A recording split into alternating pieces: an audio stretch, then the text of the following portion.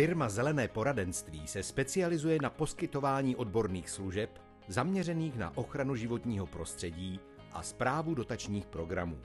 Naším cílem je efektivně podporovat naše klienty při získávání dotací a při realizaci environmentálních projektů.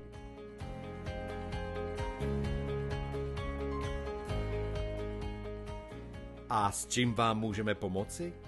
Pojďte se na to podívat. Zaměřujeme se jak na akvizice dotací pro výsadbu stromů, dotací v oblasti lesního hospodářství, revitalizaci krajiny, tak i na dotační programy na podporu včelaření, ochranu přírody a podporu rozvoje venkova, včetně dotací pro podnikatele a zemědělce. Naší prací je následně i samotná realizace těchto projektů.